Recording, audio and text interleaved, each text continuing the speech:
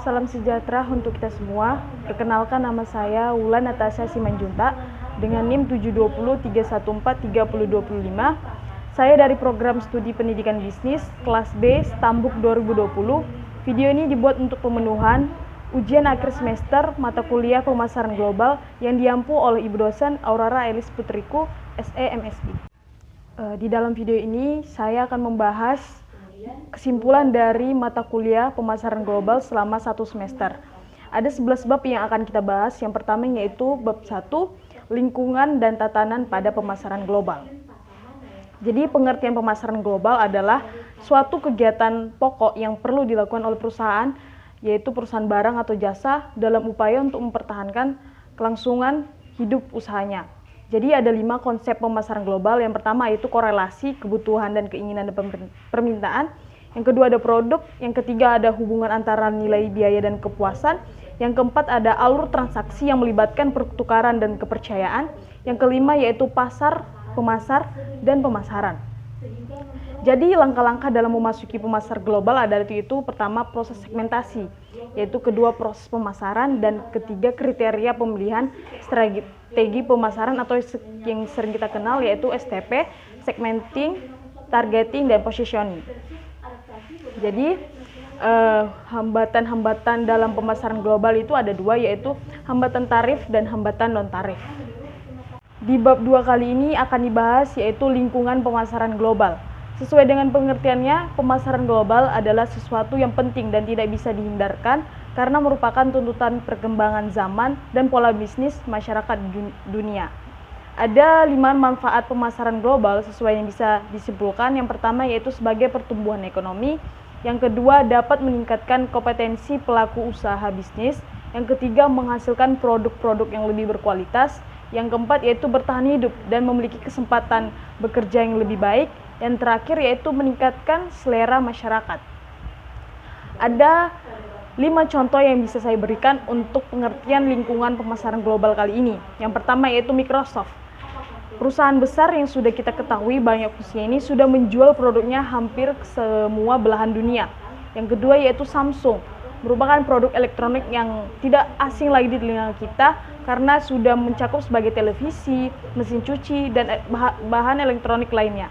Yang ketiga yaitu Indofood yang sudah mengekspor produknya yaitu Indomie sampai ke beberapa negara di dunia. Yang keempat yaitu perusahaan Jepang dan Cina yang banyak menjual produk sayuran dan buah-buahan ke negara-negara Asia sekitarnya. Yang terakhir yaitu kerajinan tangan dari Indonesia yang sudah dipasarkan hampir ke semua negara-negara Eropa. Ada 6 faktor-faktor pendorong pemasaran global. Yang pertama yaitu perbaikan komunikasi dan transportasi. Yang kedua yaitu ada teknologi, kualitas, dan yang keempat yaitu perjanjian ekonomi antar negara-negara yang berkaitan. Yang kelima yaitu sebagai kebutuhan dan biaya pengembangan produk. Dan yang terakhir yaitu dinamika dan perkembangan ekonomi di dunia. Bab 3 kali ini akan dibahas yaitu segmentasi, targeting, dan positioning, serta branding global. Jadi pengertian segmentasi adalah proses membagi pasar keseluruhan produk atau jasa yang bersifat heterogen ke dalam beberapa segmen, di mana masing-masing segmennya bercenderung memiliki homogen dari segala aspek. Ada 6 tujuan segmentasi pasar. Yang pertama yaitu sebagai pasar menjadi lebih mudah dibedakan. Yang kedua, pelayanan menjadi lebih baik dan tepat. Yang ketiga, strategi pemasaran dan promosi akan menjadi lebih terarah. Yang keempat yaitu menemukan peluang baru di masyarakat. Yang kelima, desain produk menjadi lebih tepat. Dan yang keenam yaitu strategi komunikasi lebih efektif dan efisien. 4 kali ini yang akan dibahas yaitu strategi memasuki pasar global. Ada 4 pendekatan dalam pemasaran global. Yang pertama yaitu etnosentris, adalah pandangan perusahaan untuk membuka lowongan pekerjaan bagi orang yang berasal dari negara tempat perusahaan berasal agar dapat bersaing secara global. Yang kedua ada polisentrik, adalah pendekatan yang memiliki keyakinan bahwa masyarakat lokal lebih memahami situasi dan kondisi di negara yang menjadi tujuan ekspansi bisnis tersebut. Yang ketiga ada regosentris, adalah pendekatan yang memberikan kesempatan pada negara-negara sekitar satu rumpun untuk mengisi jabatan atau dikunci di jajaran manajemen. Yang keempat yaitu geosentris, adalah pendekatan yang mengedepankan kemampuan dibandingkan latar belakang kewarganegaraan. Ada 7 faktor penentu dalam pemasaran global. Yang pertama yaitu keinginan dan kebutuhan pasar. Yang kedua ada teknologi. Yang ketiga ada situasi dan geopolitik dalam negara dan global. Yang keempat yaitu ada biaya. Yang kelima yaitu ada manajemen. Yang keenam ada budaya organisasi. Dan yang ketujuh ada iklim pasar. Serta faktor-faktor pertimbangan utama dalam memasuki pasar global yaitu ada 5. Yang pertama ekspor. Yang kedua ada pemberian lisensi. Yang ketiga ada aliansi strategis, yang keempat ada akuisisi, dan yang terakhir ada anak perusahaan baru yang akan dimiliki sepenuhnya. Bab 5 kali ini kita akan membahas pemasaran ekspor. Ada 2 teori-teori dalam pengembangan ekspor. Yang pertama yaitu teori keunggulan komparatif atau Theory of Comparative Advantage. Teori ini dikembangkan oleh David Ricardo. Dalam teori ini menyatakan bahwa perdagangan internasional atau ekspor dapat terjadi apabila terdapat perbedaan keunggulan komparatif dan dari setiap negara. Yang kedua ada teori keunggulan kompetitif. Teori ini dikembangkan oleh Michael A. Porter pada tahun 1990 dalam sebuah bukunya yang berjudul The Competitive Advantage of Nations. Ia berpendapat bahwa terdapat 4 hal yang menyebabkan perusahaan dapat bersaing dalam kompetisi sehingga memunculkan adanya keunggulan dalam berkompetisi. Ada 4 faktor mengapa pemasaran ekspor itu terjadi. Yang pertama itu keunggulan perusahaan. Yang kedua ada tingkat aspirasi. Yang ketiga ada ekspektasi. Dan yang terakhir ada komitmen perusahaan untuk melakukan ekspor. Berdasarkan jenis dan sumbernya, ada 4 pemasaran ekspor itu dari mana informasinya berasal. Yang pertama yaitu lingkungan makro yang terbagi atas fisik, demografis, sosial, budaya, ekonomi, politik atau hukum dan teknologi. Yang kedua ada lingkungan mikro terbagi atas perusahaan pemasok, perantara, pemasaran, pesaing, dan pelanggan serta publik. Yang ketiga ada karakteristik terbagi atas ukuran, pertumbuhan, struktur, kondisi atau entry, preferensi, potensi, dan posisi pasar. Yang keempat atau yang terakhir yaitu bauran pemasaran terdiri atas produk, harga, distribusi, logistik, dan promosi. Bab 6 kali ini akan dibahas yaitu International Business Partnership atau IBP. Istilah IBP digunakan sebagai platform yang meliputi berbagai bentuk kemitraan atau cooperative venture atau aliansi strategik atau International Joint Venture atau IJV.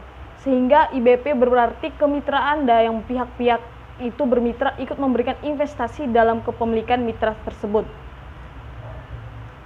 Ada motif-motif bagaimana kita akan melakukan International Business Partnership.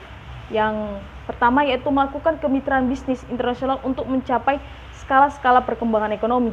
Yang kedua yaitu pembelajaran bersama dengan mitra bisnis untuk mendapatkan akses ke aset perusahaan lain seperti teknologi pasar, modal, dan kapasitas produk serta yang lainnya. Yang ketiga yaitu memperkecil resiko untuk membentuk suatu pasar agar lebih cepat masuk pasar sebagai kebutuhan sumber daya terutama adalah dana, keahlian, dan tenaga ahli. Yang keempat yaitu membentuk suatu pasar, misalnya mengurangi kapasitas pada pasar yang telah matang atau mature. Yang kelima yaitu keinginan untuk dapat memasuki pasar secara lebih cepat dan tepat. Yang terakhir yaitu organisasi yang membutuhkan joint venture karena membutuhkan sumber daya terutama dana dan keahlian serta bidang ahlinya. Ada 11 kunci sukses bagaimana kita membina International Business Partnership. Yang pertama yaitu ada kompetensi inti, yang kedua ada pemilihan mitra bisnis, yang ketiga ada pemilihan negara, yang keempat ada tipe kemitraan, yang kelima ada hubungan pribadi, yang keenam yaitu komitmen, yang ketujuh ada saling ketergantungan, yang kedelapan yaitu komunikasi, yang kesembilan ada trust atau kepercayaan, yang kesepuluh ada sensitivitas budaya, yang ke-11 yang terakhir yaitu shared vision. Bab 7 kali ini kita akan membahas yaitu strategi pemasaran kompetitif.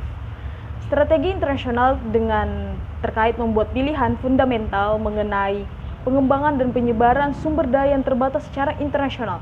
Tujuan strategi internasional adalah untuk mencapai dan mempertahankan posisi bersaing yang unik dan berharga baik dalam bidang global maupun sebuah posisi yang diistilahkan oleh keunggulan kompetitif. Para manajer dari perusahaan internasional yang berusaha menciptakan keunggulan kompetitif menghadapi tantangan terbesar sebab sumber daya bakat, waktu, dan uang selalu langka. Ada banyak alternatif untuk menciptakan sumber daya yang langka, misalnya negara mana yang akan dimasuki, teknologi mana yang akan diinvestasikan, dan produk jasa mana yang akan ditawarkan kepada pelanggan, dan alternatif apa yang akan digunakan.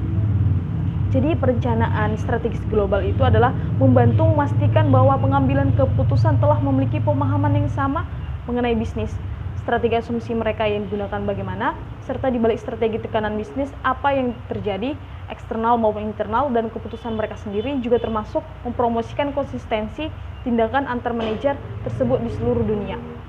Jadi proses perencanaan strategi global itu dibagi menjadi 7. Yang pertama yaitu menganalisis eksternal perusahaan, yang kedua yaitu menganalisis lingkungan internal perusahaan, yang ketiga yaitu mengidentifikasi bisnis dan misi perusahaan, yang keempat yaitu menetapkan tujuan perusahaan, yang kelima yaitu mengkuantitatifkan tujuan, yang keenam yaitu memformulasikan strategi, dan yang ketujuh yaitu membuat perencanaan yang etis.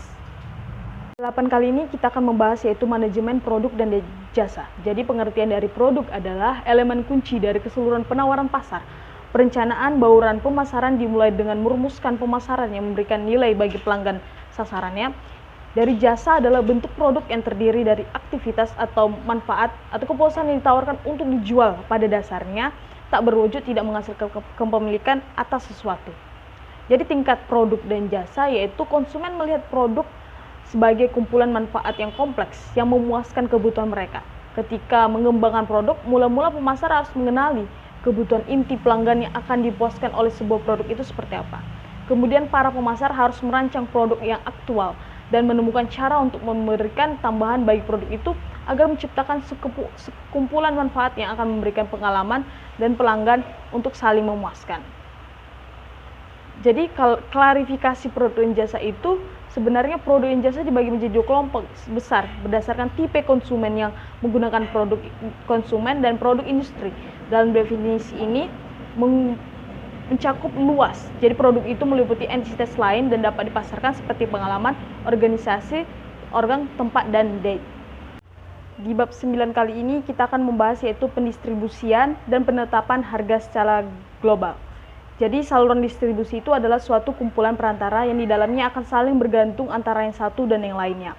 Tujuannya adalah untuk membantu pihak produsen dalam mengirim barang kepada konsumen di akhir pengiriman. Jadi penetapan harga merupakan salah satu keputusan penting dalam pemasaran global, bahwa harga merupakan bagian dari elemen bauran pemasaran yaitu harga pokok, produk, dan saluran dan promosi, yaitu apa yang dikenal dengan istilah 4P yaitu Price, Product, Place, and Promotion. Jadi harga bagi suatu usaha badan yaitu usaha yang menghasilkan pendapatan atau income. Adapun unsur-unsur bauran pemasaran lainnya yaitu produk atau product, place atau tempat saluran, dan promotion atau promosi, dan menimbulkan atau bebannya harus ditanggung oleh suatu badan usaha. Bab 10 yaitu komunikasi pemasaran global. Jadi pengertian komunikasi pemasaran global yaitu sarana di mana perusahaan berusaha menginformasikan atau membujuk dan mengingatkan konsumen secara langsung maupun tidak langsung tentang produk atau merek yang akan mereka jual. Ada 2 variabel-variabel yang mempengaruhi komunikasi pemasaran global yaitu ada budaya dan institusi dan kelompok. Jadi strategi komunikasi pemasaran global yaitu merupakan sebuah usaha yang perlu diperhatikan terutama saat kita menjadikan bisnis yang sedang kita jalankan menjadi lebih dikenal dunia. Ada 8 yang akan strategi yang kita gunakan. Yang pertama yaitu menggunakan bahasa internasional. Yang kedua menyediakan fasilitas terjemahan. Yang ketiga yaitu menekankan komunikasi dan persuasif. Yang keempat yaitu membangun jaringan komunikasi skala internasional. Yang kelima yaitu membuat branding. Yang keenam yaitu menyediakan layanan customer care. Yang ketujuh yaitu menyediakan saluran global. Dan terakhir yaitu menyesuaikan latar belakang tempat. Bab 11 kali ini akan dibahas yaitu perencanaan, pengorganisasian, pengendalian pada pemasaran global. Seperti pengertiannya, pemasaran global adalah proses memfokuskan sumber daya, yaitu manusia, uang, aset, fisik, dan tujuan-tujuan dari suatu organisasi untuk memperoleh kesempatan dan menanggapi ancaman pasar global. Perencanaan meliputi identifikasi langkah-langkah sistematis yang bakal membantu perusahaan atau merumuskan tindakan rinci dalam menetapkan strategi. Ada 3 elemen rencana pemasaran global yang meliputi analisis situasi, tujuan, dan strategi serta taktik. Jadi pengorganisasian pemasaran global itu adalah semua rencana tidak akan ada gunanya jika perusahaan tidak diorganisasikan untuk menerapkan rencana tersebut. Struktur organisasi menentukan siapa melakukan apa, termasuk karyawan mana yang memiliki gatekeeping power untuk mendukung atau menolak keputusan yang dibuat pihak lain. Struktur organisasi juga menentukan tingkat atau penghargaan rewards yang akan memotivasi kinerja dan menentukan sejauh mana aktivitas organisasi telah terintegrasi. Jadi, pengendalian pemasaran global merupakan salah satu aspek kritis dalam pemasaran global. Tujuan pengendalian adalah mengarahkan operasi bisnis dan pemasaran agar bisa mewujudkan tujuan yang ditetapkan dalam proses pengendalian pemasaran global. Baik, itu saja yang bisa saya sampaikan mengenai kesimpulan dari mata kuliah pemasaran global selama yang saya pelajari 1 semester ini. Semoga ilmu yang dapat saya sampaikan bisa bermanfaat bagi kita semua yang menonton. Sekian yang bisa saya sampaikan, terima kasih.